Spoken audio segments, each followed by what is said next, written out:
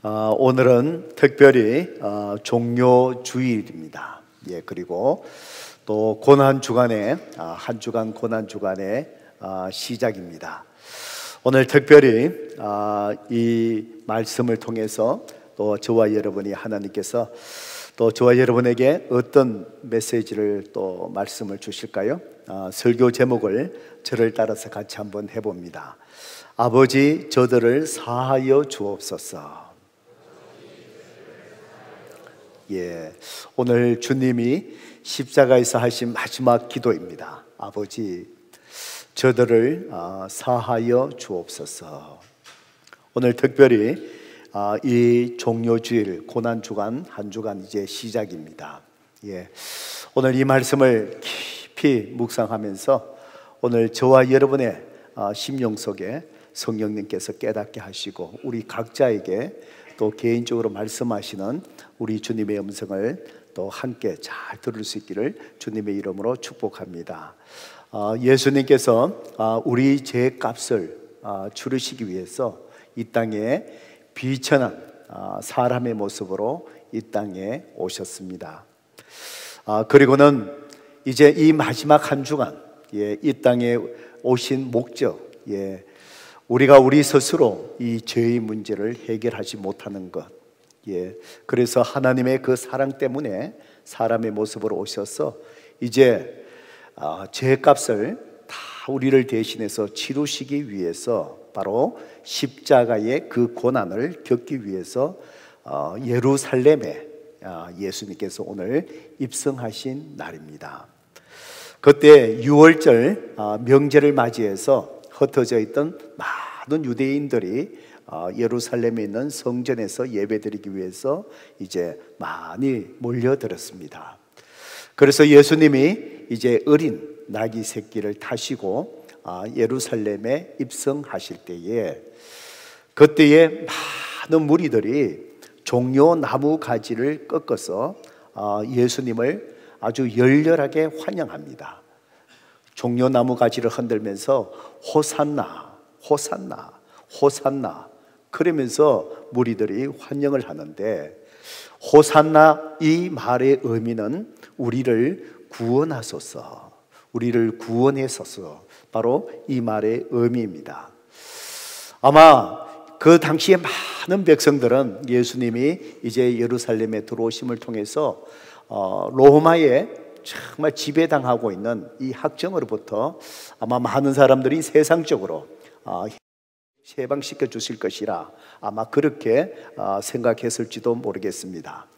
아마 그래서 더 열렬하게 호산나 호산나 개선하는 장군을 맞이할 때처럼 그렇게 열렬하게 아마 예수님을 맞이했는 것 같습니다.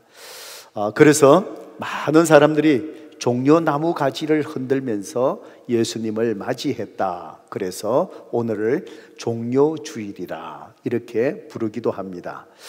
또 사람들이 호산나 호산나 우리를 구원하소서라고 외치면서 맞이했다고 해서 또 오늘을 호산나 주일 이렇게 우리가 부르기도 합니다. 오늘 바로 예수님은 예루살렘에 들어오셔서 금요일 날 바로 십자가에서 저와 여러분의 죄를 위해서, 주님의 죄가 있어서 그런 것이 아니라 저와 여러분이 치루어야 될 그 죄의 값을 주님은 십자가에서 다 치루시고 십자가에서 주님은 죽으셨습니다. 그래서 우리는 금요일날, 오는 금요일날 성금요일, 다른 날과 구별해서 성거룩한 금요일이라 이렇게 구별해서 금요일 저녁 8시에 우리가 체육관에서 온 성도들이 자녀들과 함께 촛불 예배로 드리면서 정말 십자가에서 우리 죄를 위해서 죽으신 그 주님의 사랑과 그 은혜를 다시 한번 마음에 새기고 또 주님 앞에 헌신하는 시간을 갖게 되는 것입니다. 예수님께서 이제 예루살렘에 들어가셔서 금요일 날 이제 십자가에서 처형되기까지 정말 그 십자가의 형틀, 그것은 정말 사람을 천천히 죽게 함으로써 인간이 겪을 수 있는 최고의 고통을 겪게 만들도록 고안된 것이 바로 십자가의 형틀입니다. 또 이 십자가의 형틀은 바로 십자가에서 죽는 사람만 그 고통을 느끼게 하는 것이 아니라 그것을 바라보는 많은 사람들에게 서서히 고통스럽게 죽어가는 모습을 보여주기 위해서 고안된 충격적인 그런 처형의 수단이었습니다. 예수님을 십자가에 눕히셨습니다.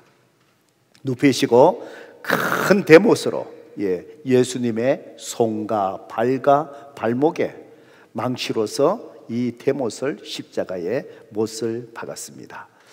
이 대못이 정말 예수님의 살을 뚫고 들어갈 때 그 고통이 얼마나 컸겠습니까?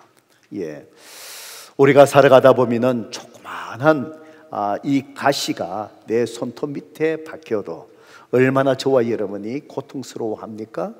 큰 대못이 예수님의 발과 손목, 발목을 간통해서 뚫고 들어갈 때 아마 온몸이 자지러지면서 예수님이 느낄 수 있는 그 비명 속의 고통은 이루 말할 수 없었을 것입니다.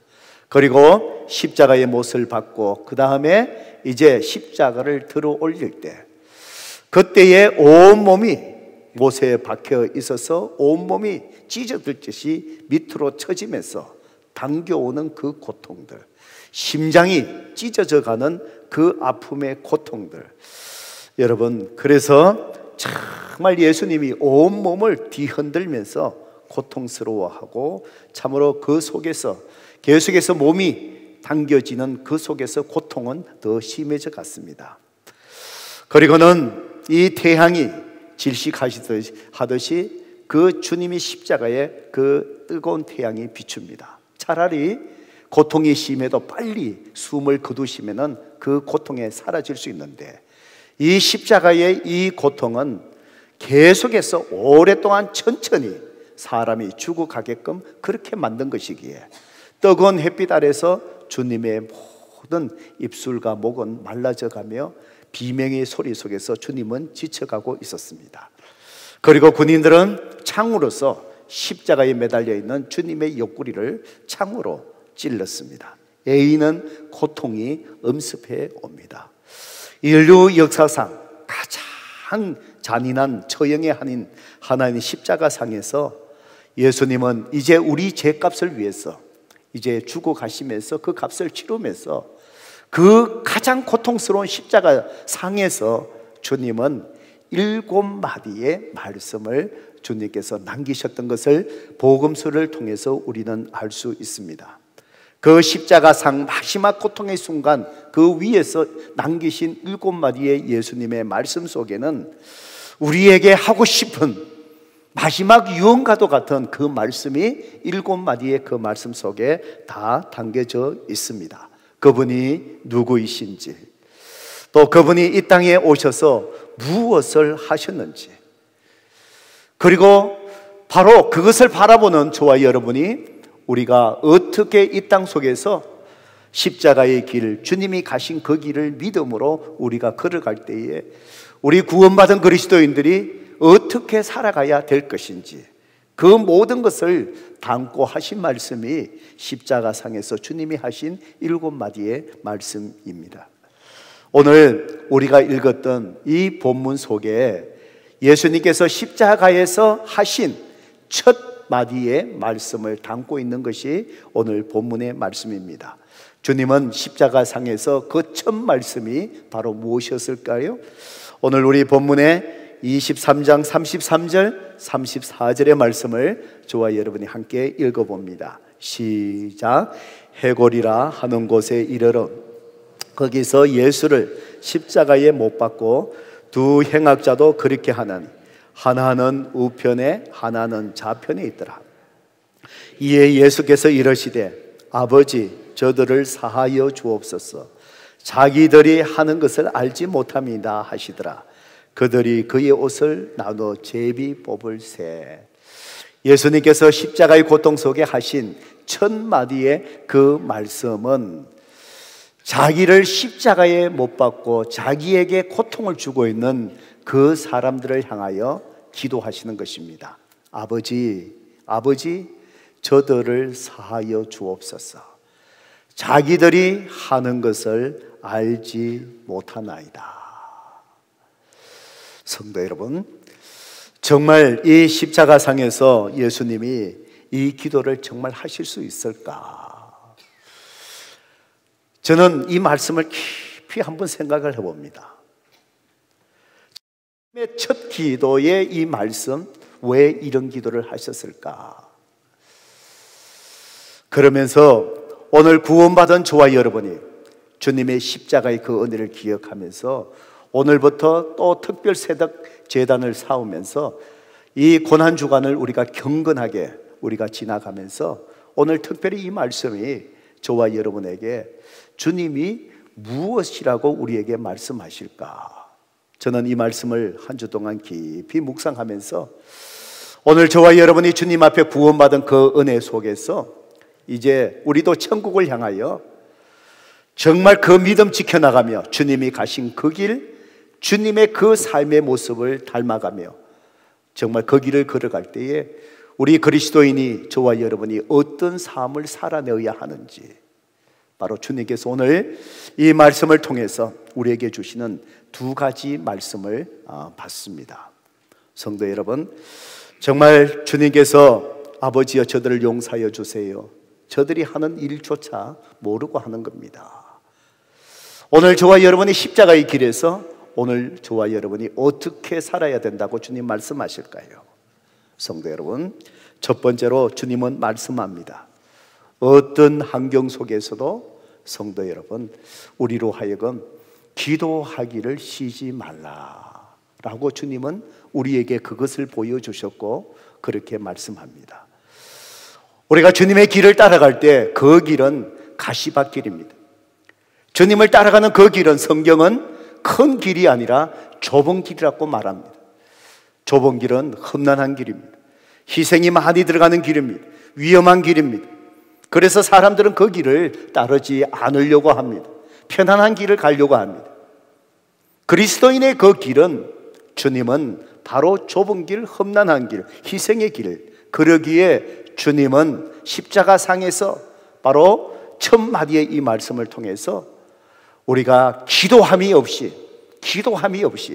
주님이 가신 그 길을, 십자가 길을 걸을 수 없다라는 사실을 우리에게 말씀해 주시는 것 같습니다.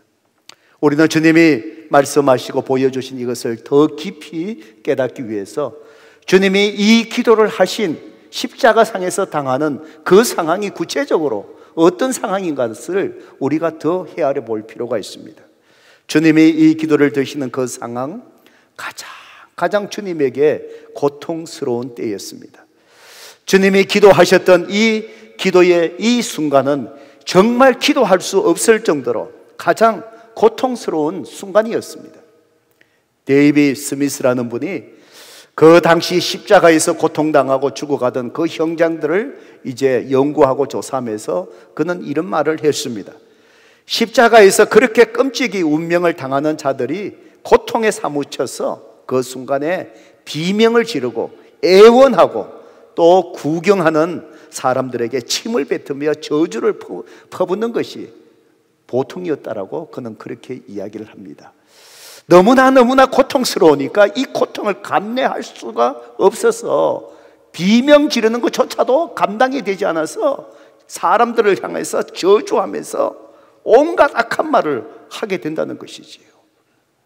여러분, 저는 이것을 주님의 이 상황 다 이해하지 못한, 조금 이해할 수 있는 것은 오래전에 제가 이 담석이라 그러지요. 이 돌이 움직이면서 막 허리가 잘려가는 그 고통을 겪은 적이 있습니다. 한번 잠자다가 새벽에 일어나서 너무 아파서 에멀전시 응급실에 갔다가 한두 시간 있다가 그래서 괜찮아서 또 검사하고 원인을 발견하고 이제 돌이 늘어오는 거다. 그러면서 이제 진통제, 다시 통증이 오면은 진통제를 먹어라. 그러면서 이제 몇 시간 응급실에 있다가 나왔습니다. 그러다가 낮 한 12시 뒤에서 다시 통증이 왔습니다. 약을 먹었습니다. 약을 듣지 않습니다. 집에서 리빙룸에서 그 통증이 얼마나 심한지 여러분 의사 선생님들이 얘기합니다. 그 통증이 산모가 출산할 때 느끼는 그 통증하고 같다라고 합니다. 레벨이 예, 우리 어머니들 요즘 무통주사 맞아서 그게 무슨 말인지 모를 수도 있겠습니다. 예, 그런데 얼마나 아픈지 정말 그 자리에 있지를 못했어요. 약을 먹고 이 약균이 가서 좀 이 페인을 조금 이렇게 가라앉힐 때까지 좀 기다려야 되는데 기다릴 수가 없는 거예요. 정말 좀 험한 표현을 쓴다면은 제가 정말 리빙섬에서 개같이 엉금엉금 온 곳을 기어다녔습니다. 이 차에서 오는 이 고통을 견딜 수가 없으니까 가만히 있을 수가 없어요. 그래서 온데 막 견딘 거예요. 주님은 십자가에서 못이 박혀 있으니까 이 몸을, 고통을 움직일 수가 있어야 되는데 움직일 수가 없는 거예요. 그래서 사람들은 이제 입으로 막 저주의 말을 내뱉는 거예요. 옛날에 산모들이 이 출산할 때 여러 가지 에피소드가 있지 않습니까? 예, 너무너무 그때 무통주사가 없을 때 그냥 그대로 이 해산의 고통을 느끼면서 아이를 낳아야 되니까 어떤 분들은 너무너무 이 고통을 참지 못해갖고요, 남편이 옆에서 막 당황한 걸로 서가 있으니까 남편을 향해서 처음부터 끝까지 기억나는 대로 모든 것 들춰내고 막 온갖 욕을 다 한다는 거예요. 이 남편이 이 감당이 안 되지요. 뭐 그래도 어떻게 해요? 지금 아파서 나오는데 막 생각나는 대로 얘기하는데 그 뭐 어떻게 해요? 남편이 막 자기를 이렇게 만들었다는 어떤 자기 혼자 그리 됐나 하여튼 모르겠지만 좌우간 이 남편에게 막 온갖 얘기하는 거예요. 또 어떤 분들은 그러지요. 이 남편이 힘들어서 도와준다고 하는데 가까이 갔다가 남편 머리카락을 잡아서 뽑혔다는 사람도 있잖아요. 되잖아요. 그 고통이 너무 크니까 이게 감당이 안 되는 거예요. 그 상황 속에서 가장 고통스러운 이 순간에 모든 사람을 저주하고 막 어쩔 줄 모르라는 그 순간에 주님은 어떻게 해요? 기도하셨다는 것입니다. 참, 주님은 그 순간뿐만 아니라 평소에도 모든 일을 감당하실 때마다 습관적으로 아침에 일어나셔서 한적한 곳에서 가서 기도하시고, 피곤하신데도 밤에 정말 한적한 곳으로 가셔서 밤에 늦도록까지 주님은 기도하셨습니다. 그 기도의 습관, 바로 가장 고통스러운 그 상황 속에 모든 사람들은 저주하고 비명스러는 그 순간에도 주님은 여전히 그 상황 속에서 주님은 기도하고 계신 거예요. 주님이 또 기도하시는 그 순간은 아무것도 할 수 없는, 자기 스스로 아무것도 할 수 없는 그 상황이었습니다. 여러분, 그 전에는 참으로 주님께서 찾아다니면서 약한 자, 병든 자들, 참 힘든 자들 다 위로하고 사랑을 베푸셨던 주님, 이제는 십자가에서 더 이상 사랑을 베풀 수도 없습니다. 불쌍한 자들에게 찾아서 긍휼을 베푸시면서 다니셨던 주님, 더 이상 긍휼을 베풀 수 없는 그 자리, 바로 십자가에 못 박힌 상태에서도, 고통 속에서도 주님이 아무것도 할 수 없는 그 상황 속에서 주님이 오직 할 수 있는 그 사역 하나, 그것은 바로 무엇일까요? 자기에게 고통을 주는 그 사람들을 향하여 주님은 용서를 위해 기도하셨던 것입니다. 그분은 여전히 기도하신 거예요. 성도 여러분, 우리가 주님 앞에 믿음에 지키면서 우리가 주님 앞에 거룩한 제자로서 주님이 가신 그 십자가의 길, 그 길을 믿음을 지키면서 우리가 이 땅 속에 살아갈 때, 성도 여러분, 우리에게도 감당할 수 없는 믿음을 지켜나가는 환난 속에 고통이 있지 않습니까? 내 믿음을 지켜나가기 위하여 사람들에게서부터 겪는 내 자존심이 무너지는 내 마음의 아픔들, 그 상황 속에 주님 때문에 주님을 따라가야 되는 그 길이기에, 내 믿음을 지켜야 되기에 우리가 겪어야 될 가장 고통스러운 마음의 아픔과 고통이 있지 않습니까? 때로는 십자가의 길을 걸어가면서 주님이 아무것도 할 수 없었던 것처럼 나도 아무것도 할 수 없는, 내 힘으로 할 수 없는 그 상황 속에 놓일 때가 있지 않습니까? 오늘 주님이 우리에게 보여주시는 것은 그 십자가의 길을 걸어갈 때 고통스럽고 내가 아무것도 할 수 없는 상황이라 할지라도 주님은 여전히 기도할 수 있지 않느냐, 오늘 그것을 우리에게 말씀하고 계시는 것입니다. 찬송가 364장에 보면은 우리가 절교 찬송하는 내 기도하는 그 시간이라는 찬송이 있습니다. 그 찬송의 가사를 쓰신 분이 월포드라는 목사님이십니다. 이분은 앞을 볼 수 없는 맹인 목사님이셨다고 합니다. 그는 1772년부터 1850년까지 살아가셨던 그 목사님이신데, 앞을 보지 못하는 목사님이 어떻게 성경을 읽고 어떻게 성경을 가르치고 어떻게 하나님 말씀을 설교할 수 있겠습니까? 그런데 이 목사님은 앞을 볼 수 없는 그런 장애 속에서도 이분은 바로 신구약 성경 전체를 암송하고 설교하셨다는 것입니다. 놀라운 일이 아니겠습니까? 사람이 이것을 아무리 암송한다라고 이게 가능한 일이겠습니까? 저와 여러분이 성경을 암송하고 나면은 나이가 들어갈수록 어떻지요? 돌아서고 나면 잊어버리잖아요. 설교 말씀 전하고 나더라도 교회 밖에 점심시간에 나가면은 오늘 목사님 설교 제목이 무엇더라? 잊어버리잖아요. 어떻게 이 신구약 성경 전체를 외울 수 있겠습니까? 그분의 능력이 아니지요. 그분이 할 수 있는 것은 아니지요.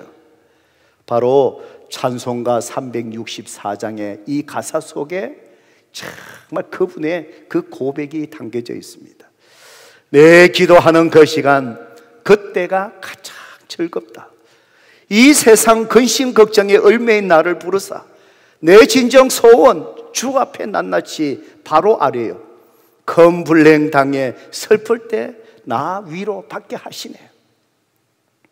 그분의 삶의 고백이지요. 신앙의 고백이지요. 또 2절에 보면은 내 기도하는 그 시간 내게 가장 귀하다. 저 강야 같은 세상을 끝없이 방황하다가 위태한 길을 떠나서 바로 주께서 내가 이끌려 그 보좌 앞에 나아가 큰 은혜 받게 하시네. 성도 여러분, 정말 그가 아무것도 할 수 없는 그 시간, 그가 오직 할 수 있었던 것은 무엇이었다고요? 십자가에서 주님이 기도하신 것처럼 그는 기도할 수 있었다는 것이죠. 그 시간이 그에게는 즐거웠다고 얘기합니다. 그 시간이 가장 귀하다라고 그는 고백합니다. 왜요? 아무것도 할 수 없는, 앞이 안 보이는 고통의 순간에 아무것도 할 수 없는 그 상황 속에 여전히 그가 할 수 있는 것, 그것은 기도였기에 주님처럼 하나님 앞에 기도했을 때 하나님께서 모든 것을 감당케 하시고 능력 주셔서 모든 일을 다 이루게 하시는 하나님. 그래서 그는 내 기도하는 그 시간이 가장 즐겁고 내 기도하는 그 시간이 내게는 가장 귀하다. 바로 그는 그의 삶을 통해서 고백하는 것입니다. 성도 여러분, 오늘 저와 여러분이 마지막 죽음의 시간까지 하여야 할 일이 무엇이겠습니까? 성도 여러분, 기도의 사람이 되시기를 바랍니다. 기도의 사람이 되시기를 바랍니다. 어제 우리 4월 은빛대학 있었습니다. 이 달라스에 있는 우리 연세 많으신 어르신들 한 90명, 100명이 이제 오셔서 우리가 유익한 프로그램하고 또 점심 식사 하시는 또 많은 분들, 참 숨은 손길들이 참 많이 있습니다. 성도 여러분, 관심을 가지시고 여러분도 이런저런 일에 정말 자발적으로 참여해서 한번 섬겨보세요. 다들 바쁘시지만 부엌에 오셔서 한 100명 되는 분들 정성껏 밥을 준비 다 하시고 노인들에게 식사 대접합니다. 달라스에 계시는 많은 노인들, 여러분 한 주 토요일 날 노인 프로그램 하는 그 시간을 그분들이 기다리고 계십니다. 어제도 우박이 떨어지고 비가 많이 오고 날씨가 안 좋았습니다. 우리가 가서 모시고 오는데 걱정했습니다. 오늘 얼마나 노인들이 오실 수 있을까? 날씨도 안 좋은데. 그런데 거의 다 오신 거예요. 참, 제가 그걸 보면서 정말 우리 어르신들 잘 섬겨야 되겠구나. 얼마나 그 모임, 그 자리, 그 자리가 얼마나 그게 사모했으면 날씨가 안 좋은데도 이렇게 나오실까? 이렇게 나오시지 못하시면 뭐지요? 혼자 홀로 생활하시는 거예요. 외롭게 생활해 가시는 거예요. 제가 은빛대학의 첫 시간에 이제 말씀을 예배를 드리면서 어제 설교하면서 올해는 제가 어른 신인들에게 설교하면서 기도를 가르치려고 기도의 말씀을 이렇게 드리려고 그렇게 했습니다. 그래서 어르신들에게 제가 얘기합니다. 어르신애들 몸이 이렇게 힘들어 가시지요. 참 갈수록 몸이 고통스럽지요. 연세가 들면은 차도 오래되면은 자꾸 고장 나는데 연세가 들면은 몸이 연약해지는 거 당연하지요. 그렇죠? 젊은 사람처럼 돌리려고 하지 마세요. 그러면서 제가 얘기합니다. 내 몸은 자꾸 이렇게 연세가 들어서 약해지고 할 수 없는 일들만 자꾸 많아지고 무능하게 느껴지고, 그렇지만은 그걸 넘어설 수 있는 하나님의 은혜만 있으면 됩니다. 그게 기도입니다. 배가 강물을 올라가다가 큰 바위가 가렸다. 그러면 그 강물을 거슬러서 올라갈 수 있는 그 바위를 헤치고 그 강에 올라갈 수 있는 것은 바로 뭘까요? 큰 강물이 흘러오면 돼요. 바위를 치울 수가 없어요. 그거는 땅에 박혀 있어요. 그걸 넘어설 수 있는 거, 배가 지나갈 수 있는 거는 큰 강물이 흘러오면은 그 바위를 덮어버리면 돼요. 그 바위를 덮어버리면 그 위로 노를 져서 흘러갈 수 있어요. 그 바위를 덮는 것이 바로 큰 강물이 뭘까요? 하나님의 은혜입니다. 하나님의 은혜입니다. 그 강물은 내가 불러올 수 있는 것은 아니에요. 하나님이 보내주셔야 돼요. 하나님이 큰 강물의 은혜를 보내주시게끔 하는 우리가 해야 될 것이 뭐지요? 기도예요. 기도. 어제 제가 히스기야의 말씀, 히스기야의 기도를 가르쳤습니다. 히스기야가 병들어 죽게 되었습니다. 벽을 향해서 하나님만 바라보고 기도했습니다. 하나님 앞에 나를 불쌍히 여겨주세요 하면서 자기가 하나님 앞에 행한 일 하나하나 이렇게 하면서 내가 이런 일 하지 않았습니까? 이런 선한 일을 하지 않았습니까? 그것 때문에 하나님의 은혜를 입을 수 없다는 것을 알면서도 하나님 앞에 불쌍히 여김을 받으려고 그렇게 하나님 앞에 기도하면서 히스기야가 통곡을 하는 것이지, 하나님의 은혜 없이 자기가 살 수 없다는 것을 아니까 하나님의 히스기야의 눈물을 기르시고 생명을 15년 동안 연장해 주신 거예요. 어르신들에게 제가 얘기했습니다. 어르신네들, 나는 할 수 없다, 할 수 없다, 나이 들어서 아무것도 할 수 없다. 아니에요. 기도하세요. 히스기야처럼 눈물로 기도하세요. 하나님을 의지하고 기도하세요.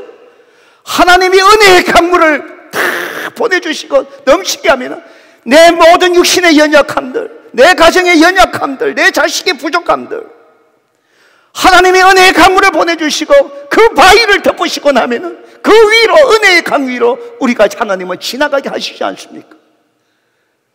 숨지는 숨을 거두는 주님이 부르시는 그날까지 기도의 조상이 되세요. 기도의 조상이 되세요. 예배를 마치고 나니까 점심시간이 가니까 많은 노인들이 저를 붙들고 목사님 고맙습니다. 고맙습니다. 오늘 말씀 고맙습니다. 연세 드시면서 마지막에 숨 거둘 때까지 해야 될 그 일을 발견하신 것이지요. 아무것도 할 수 없어도, 주님처럼 그 고통 속에 아무것도 할 수 없어도, 오늘 우리 삶 속에 내 힘으로 할 수 없는 것이 아무것도 없다 할지라도, 큰 바위가 내 인생을 가로막고 있다 할지라도, 오늘 주님처럼 십자가에서 보여주신 것처럼 우리가 할 수 있는 것은 여전히 주님의 은혜에 의지해서 기도할 수 있는 일입니다.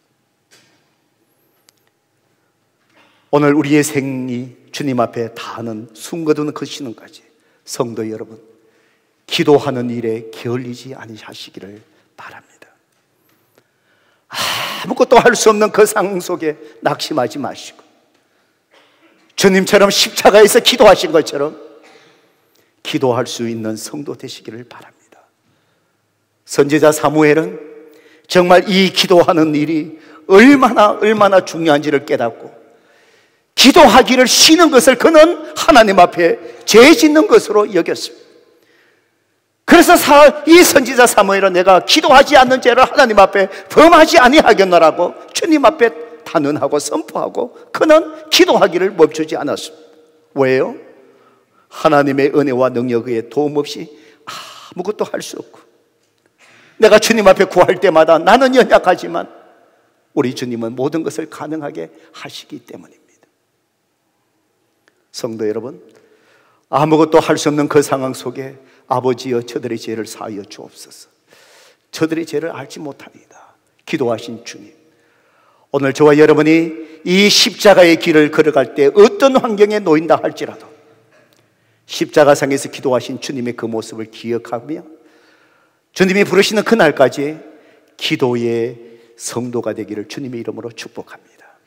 우리 연로하신 우리 은빛대 어르신네들 정말 숨쉬는 그날까지 여러분의 육신은 연로해 가더라도 하나님 앞에 기도하기를 쉬지 않는 기도의 조상으로 아름다운 모습이 여러분의 후손 속에 각인되어질 수 있는 그런 믿음의 조상이 되기를 주님의 이름으로 축복합니다. 아버지, 저들의 죄를 사하여 주옵소서. 주님의 십자가의 이 첫 마디, 또 우리에게 십자가의 길을 어떻게 걸어가야 된다라고 주님은 말씀하실까요? 우리의 마음을 상하게 했던 자들, 주님은 오늘 이 시간 용서의 은혜를 베풀어야 된다라고 주님은 우리에게 말씀해 주십니다. 성도 여러분, 우리가 살아가면서 사람의 관계 속에서 항상 아픔을 주고 아픔을 받게 되는 것 같습니다.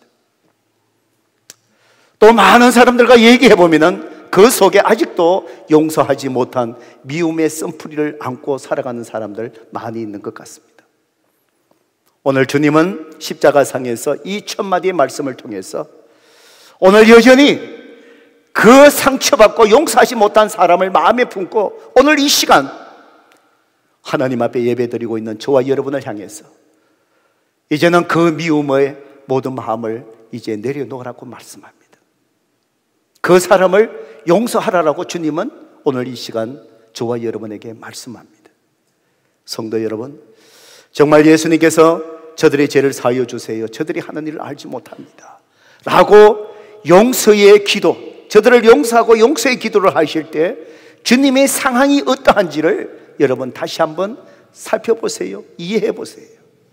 예수님이 그렇게 용서하실 때 예수님을 향한 정오와 원한이 바로 절정에 이르던 상태였다는 것을 여러분 기억하시기 바랍니다. 그들이 주님을 향하여 지금 어떻게 했습니까? 십자가에 그 대못을 박지 않았습니까? 대못이 살을 애고대 갈 때 주님이 절규하지 않았습니까? 바로 그 사람들을 향하여 주님이 용서하시는 겁니다. 바로 십자가에 매달려서 온몸이 찢어들듯이 축 늘어지는 그 상황 속에 그것도 그들을 버려두지 아니하시고 그들이 옆에서 어떻게 했습니까? 창으로 주님의 옆구리를 찔렀지 않습니까? 바로 직전에 그 고통으로 주님이 자지러지면서 고통당하고 절규하셨는데 주님은 그 상황 속에서 정오의 원한이 크게 다루시는 상황 속에서도 주님은요 용서하시는 거예요. 용서하시는 거예요. 그리고는 주님의 그 옷을 가지고 서로 제비 뽑고 나누려고 바로 이 말씀 본문 속에 또 뒤에 보면 어떻게 하지요? 희희낙낙대면서 그렇게 하고 있는 그 모습들, 바로 그 상황 속에 정오와 분노가 미움이 한없이 올라올 수 있는 극한 상황 속에서 주님은 하나님 앞에 그들을 용서해 주기를 위해서 구하시고 당신도 그들을 용서하시는 겁니다. 예수님은 자기 자신에게 행한 그들의 상처를 준, 아픔을 준, 고통을 준 그 사람들의 태도와 그 사람의 행동에 대해서 예수님은 전혀 상관하지 아니하시고 그저 그거에 관계없이 그저 용서하셨다는 사실입니다. 그들은 그들이 무엇을 잘못하고 있는지 그조차도 알고 있지 못했지만 그럼에도 불구하고 주님은 그들을 위해서 용서의 기도를 하셨던 것입니다. 오늘 주님께서 이렇게 용서하신 것은 오늘 저와 여러분에게 우리도 우리 마음속에 아픔을 주고 상함을 주고 상처를 준 자들, 그들의 태도, 그들의 행동 상관하지 말고 주님은 이제 그들을 용서해라, 용서해라. 오늘 주님은 그렇게 우리에게 말씀하십니다. 인생의 응어리를 풀라라는 책을 쓰신 크리스티 김이라는 분이 계십니다. 아마 미국에 계신 분인데, 이분이 그 책 속에서 이런 이야기를 합니다. 영적인 성숙, 주님을 닮아가는 성품의 열매, 영적인 그 성숙의 출발점이 어디냐? 용서라고 얘기합니다. 그러면서 그분은 이렇게 얘기합니다. 우리가 교회에 오랫동안 출석해서도 전혀 속 사람이 변화되지 않는 사람들 보면은 여러 가지 이유 있지만 가장 큰 이유 중에 하나가 바로 뭐냐? 그 마음 속에 상한 마음, 이 미움의 마음을 갖고 있기 때문이라고 그는 얘기합니다. 그래서 주님을 닮아가는 진정한 성숙이 일어나려면은 우리 마음에 상처를 준 자, 아픔을 준 자, 그 사람을 반드시 용서해야 믿음의 성장과 성숙이 일어날 수 있다라고 얘기합니다. 그러면서 그는 우리에게 이 용서하지 않을 때에 우리가 겪게 될 그 영적인 피해가 얼마나 큰지 그는 12가지에 대해서 얘기합니다. 성도 여러분, 우리 마음속에 상처를 준 자 용서하지 않으면 우리의 마음이 더러워집니다. 용서하지 않으면 사탄이 그 속에 틈을 타게 됩니다. 용서하지 아니하면 미워하는 사람을 내가 닮아간대. 용서하지 않으면 그런 사람과 결혼하게 된대. 용서하지 않으면 주님과 자꾸 멀어진대. 용서하지 않으면 주님을 닮아갈 수도 없고요. 용서하지 않으면 사람의 관계가 회복되지 않는데요. 용서하지 않으면 내 몸이 쇠약하고 병든대요. 용서하지 않으면 내 삶 속에 사람이 없고 외롭게 살아간대요. 용서하지 않으면 가극에 묶여서 앞으로 내 삶이 발전해가지 못한대요. 용서하지 아니하면 내 상처가 절대로 치유되지 않는데요. 용서하지 않으면 하나님 앞에 내가 용서받을 수 없다라고 이야기합니다. 여러분, 저는 전적으로 이분의 말씀에 동의가 됩니다. 그렇지만 용서는 결코 쉬운 것이 아닌 것 같습니다. 내가 그 사람에게 마음을 준 만큼 참 거두기가 어렵고, 그 사람과 같이 한 시간이 많으면 많을수록 그 미움의 골은, 섭섭함의 골은 더 깊은 것 같습니다. 그래서 쉽게 이성적으로 용서가 되지 않고, 또 이성적으로 용납이 되지 않는다 할지라도 이 감정적으로 참 정리되는데 아주 오랜 시간이, 세월이 아마 필요한 것 같습니다. 그렇다고 우리가 용서를 할 수 없는 것은 결코 아닙니다. 왜냐하면 용서는 이성적인 이해가 아니라, 용서는 감정의 정리가 아니라, 용서는 마음의 결단입니다. 이해되지 않지만 내 감정 속에 미움은 여전히 있다 할지라도 용서한다는 것은 주님께서 이렇게 용서하시고 우리를 원수를 사랑하고 이런 번이라도, 7번씩 잃어버리라도 그 사람을 용서하라고 말씀하셨기에 십자가의 길을 걸어가는 저와 여러분이 주님처럼 그 말씀에 의지해서 용서하기로 결단하는 것, 이것이 용서입니다. 정말 주님이 그렇게 하라 하신 그 말씀에 따라 내가 용서할 때 주님은 우리의 마음을 만져주시고, 언젠가는 내 마음의 감정조차도 하나님은 깨끗하게 만져주셔서 사랑의 마음으로, 긍휼의 마음으로 주님이 바꾸어 주실 줄로 믿습니다. 용서는 더 이상 그 문제를 언급하지 않는 것입니다. 그럴 때 우리의 기억 속에 이제 언젠가는 주님은 잊혀지게 하실 것입니다. 성도 여러분, 이제 오늘부터 고난주간 이제 시작합니다.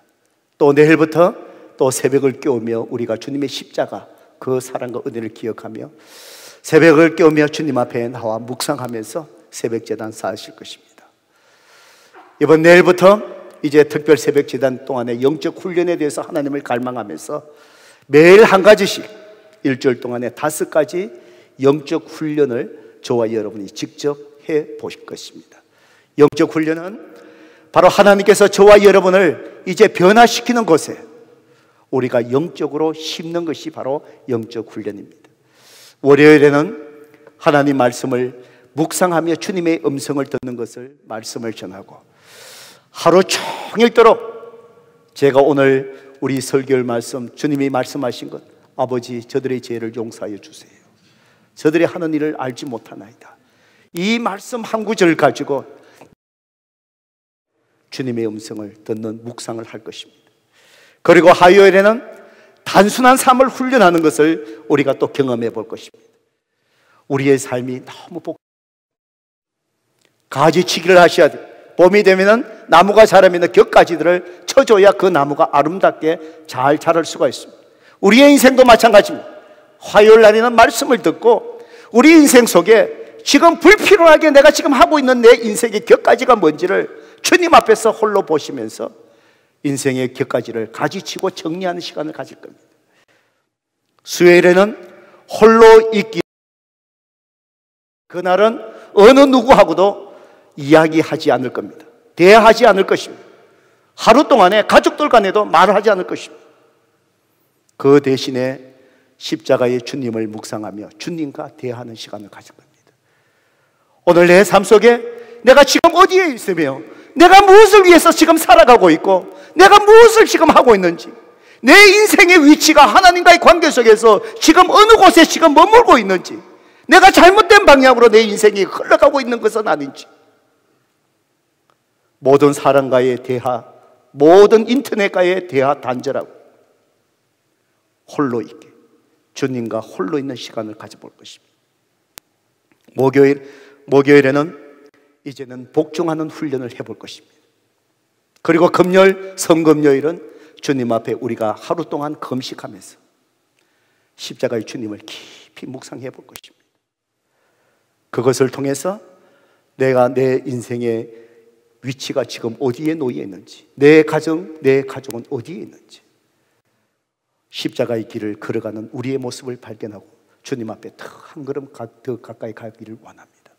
이번 고난주간을 통해서 참 묵상하면서 우리의 가정과 우리의 삶이 새롭게 한번 다시 변화받고 새롭게 주님 앞에 헌신하는 그런 귀한 시간 되기를 주님의 이름으로 축복합니다.